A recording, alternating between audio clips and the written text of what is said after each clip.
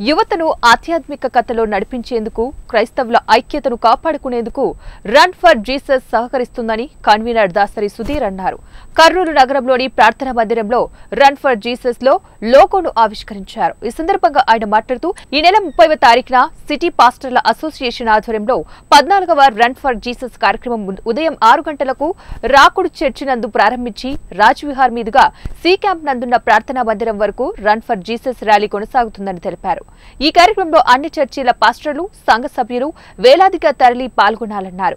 Run for Jesus ముఖ్య ఉద్దేశం good Friday, Easter ప్రాముఖ్యతను లోకానికి చాటి చెప్పేందుకే ఈ కార్యక్రమాన్ని చేపట్టామని క్రైస్తవులు విరివిరిగా పాల్గొని ఈ క్రైస్తవుల ఐక్యతను చాటి చెప్పాలని పిలుపునిచ్చారు.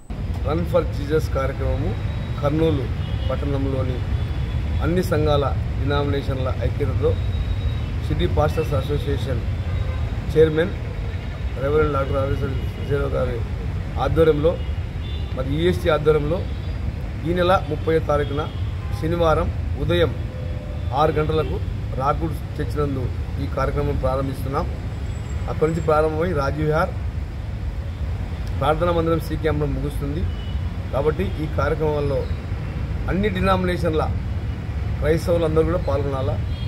యొక్క ముఖ్య ఉద్దేశము యువతను ఆధ్యాత్మిక మార్గం నడపడం, అదేవిధంగా మరి క్రైస్తవుల యొక్క ఐక్యత కోసం ఈ యొక్క కార్యక్రమం ఉంటుంది. కాబట్టి గుడ్ ఫ్రైడే, ఈస్టర్ల ప్రాముఖ్యతను లోకాలను చాటి చెప్పినట్లు ఈ కార్యక్రమం ఉంటుంది.